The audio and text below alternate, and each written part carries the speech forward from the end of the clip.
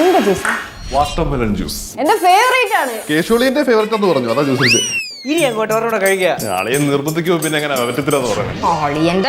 അളിയന് ചേച്ചിയെക്കാളും സ്നേഹം കൂടുതൽ കേശവനോടാണ്. അളിയനെ പോലൊരു അളിയൻ എനിക്ക് എന്റെ ലൈഫിൽ കിട്ടിയത് മഹാഭാഗ്യം അളിയാ. ഇങ്ങനെ ഒരു അളിയനെ കിട്ടണമെങ്കിലേ പുണ്യം ചെയ്യണം, പുണ്യം. പെങ്ങളെ കിട്ടിയ ശ്രീധര തുക തരുമോ അളിയ? തനിക്ക് ഞാനാണോ വലുത് അതോ അവനാണോ വലുത്?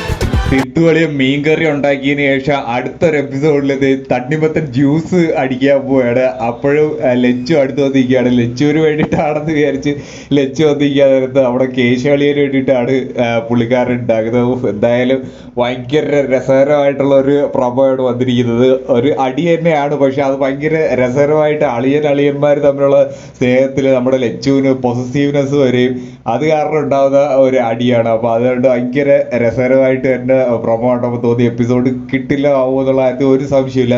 കഴിഞ്ഞ എപ്പിസോഡ് കണ്ടവർക്ക് അറിയാം കിട്ടില്ല. നല്ല വൈബ് തന്നെയായിരുന്നു.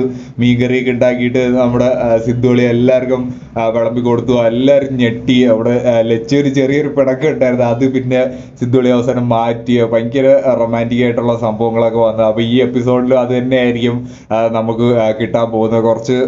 ആദ്യം കുറച്ച് പിണക്കമൊക്കെ കാണുമായിരിക്കും, പിന്നെ പക്ഷെ നല്ല റൊമാൻറ്റിക് ആയിട്ടുള്ള മൊമെന്റ്സും കാര്യങ്ങളൊക്കെ ആയിരിക്കും. സിദ്ധുളി ഇനി ഗൾഫിലേക്ക്